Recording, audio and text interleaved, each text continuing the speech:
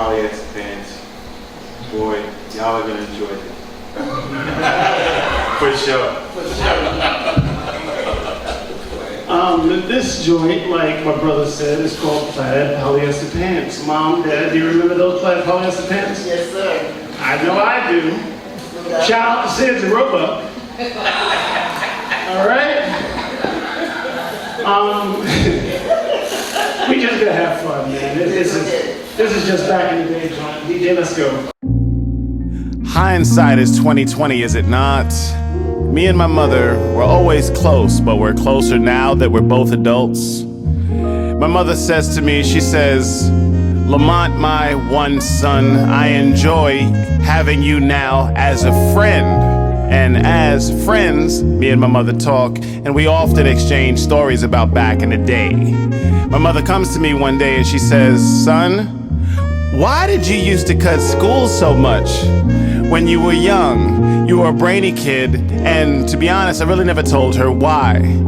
Partly because I was embarrassed to tell her why. Well, I'm gonna tell a story for the first time now, so you wanna hear it? Here it goes.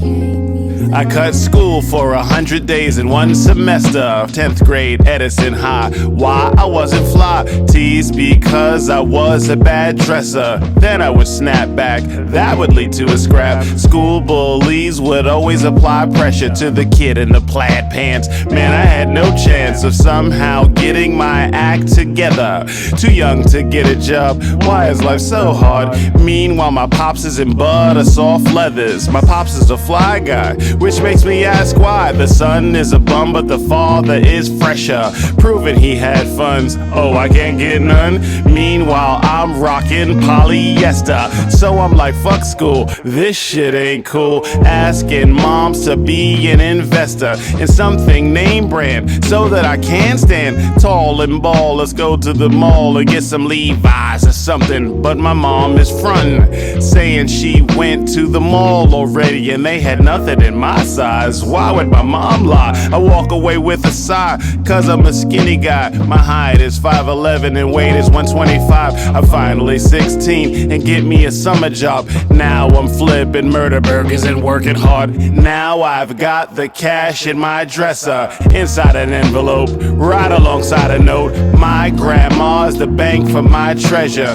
so that there's no loss. Aunt gives a handoff. By my calculations, I got me a G-stack. School's around the corner, man, I can't wait to go back to school on some fly shit. Mother grabs the envelope, opens it up, and finds out that I was broke. So, me and my mother are standing in the middle of Jamaica Ave shopping center in Queens. My grandmother gives this envelope to my mother, and I'm thinking it has $1,000 in it, but it's got like $80 in it. Like, what? Come to find out, my aunt stole the money due to drug addiction. Now you gotta eat that. Because that's not paper you're gonna ever get back. I was salty at my aunt for like, I don't know, 2 decades? 20 years. Me and my aunt are cool now, but that wasn't always the case. When you get betrayed by the people you're raised by, it'll make you ask why blood isn't thicker than that. It'll make you question everything you know and forces you to grow and take another look at the facts. My mother raised me, my father raised me, so petty wouldn't faze me, so I didn't overreact. My aunt taught me how deep this shit goes and how to let shit go forward, and I'm not looking back now.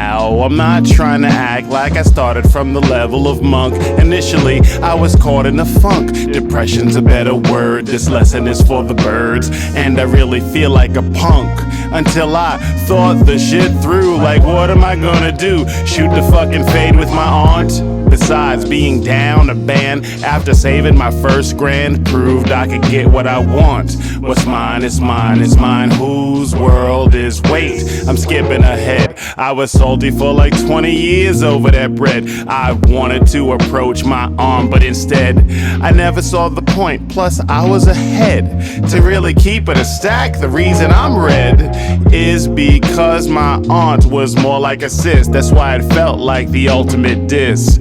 I would learn later that money ain't a thing compared to the pain that resentment could bring. I still see the pain in my auntie's eyes. Just a word to the wise: if you can't change it, let it slide. Let it go, let it be. Say la vie, adios and arrivederci to any negative thoughts that happen to be living in between your ears rent free.